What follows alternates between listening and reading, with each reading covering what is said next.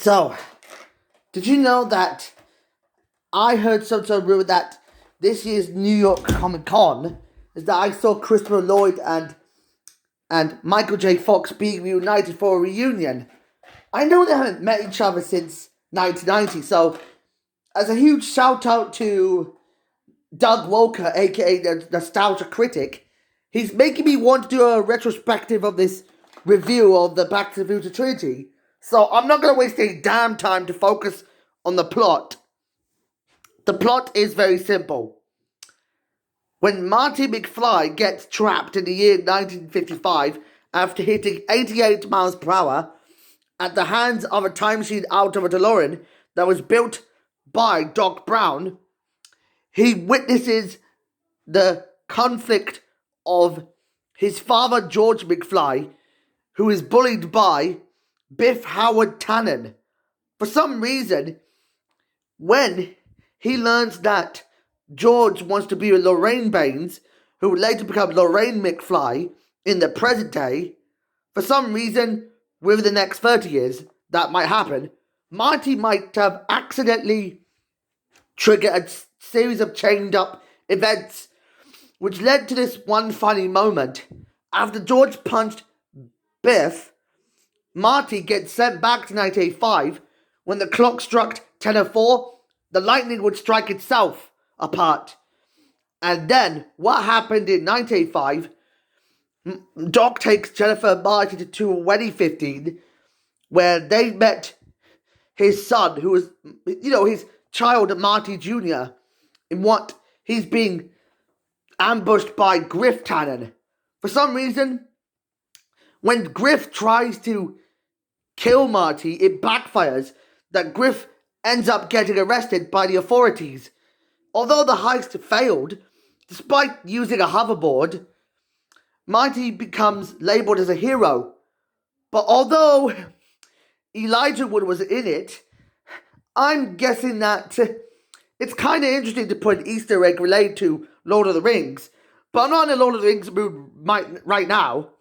But trouble brews when... You know what they say? When trouble was beginning to brew itself up, an elderly Biff gave an almanac to his 1955 self, where he ends up getting a chance to take over 1985. For some reason, he turned Hill Valley into some sort of an underground city. For some reason, he has finally taken over it. It sounds very familiar, the whole idea of this. What the heck is this thing? This whole 1985 A thing is basically a villainous example of the whole Beware the Superman thing. Yeah. However, when they head back to 1985, the clock would strike again at 10:04 p.m.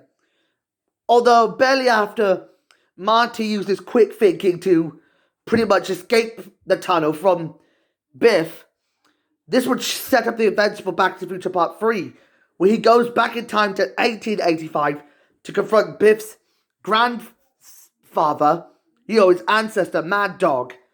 So, in the Wild West of Hill Valley, as Marty battles Mad Dog, he must find a way to get back to the present day, or else he'll be history. In what he has to do this the cowboy way. Even though he needs to find a way to use some sort of a new vehicle, to use a train, to prove that it could be a lot tougher to take himself back in time. For some reason, after he's sent back in time to 1985, the DeLorean is destroyed, but Doc uses his train to zap himself all the way back in time to where he started from. And thus, this movie trilogy is by far the best of the bunch.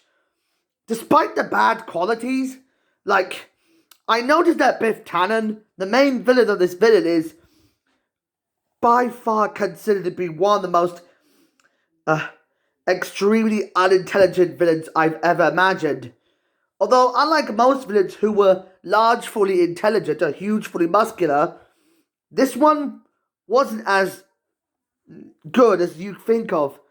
Despite Thomas F. Wilson's Flanderization, that's a really bad quality of what I could see. That, according to failed future forecast, in the actual 2015, all I was in 2015 is that I was addicted to Bleach at the time, and I did see Minions, and it sucked, and I saw the Nut Shack. That was reality with Kermit Swamp Ears. But speaking of reality, just because Donald Trump launched his campaign around that same time means that this movie would recreate 2015, but in a polar opposite direction, since hoverboards didn't exist at that time. And although Elijah Wood, who made a cameo appearance in Back to the Future Part 2, would later make an appearance in another movie trilogy. Well, from my opinion, I'm guessing it could probably be The Lord of the Rings.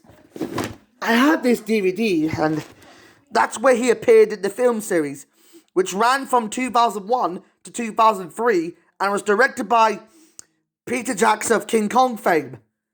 This sounds like a production foreshadowing. Sounds very good to me.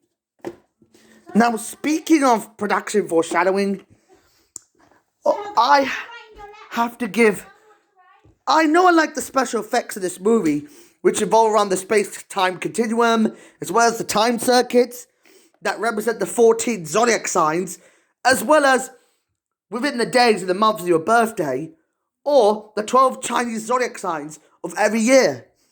It sounds pretty useful, but you know, I'm going to give this trilogy a stunning 8 out of 10, because despite the bad qualities, including its redeeming qualities, this trilogy is by far one of the best trilogies to the bunch. So, you could like and subscribe this trilogy. You should subscribe my video. Although, if you had the Lego Back to the Future DeLorean vehicle, I would appreciate you doing this. So, you know what I'm gonna re-say? That it's really all I can say about this one. So, bye-bye.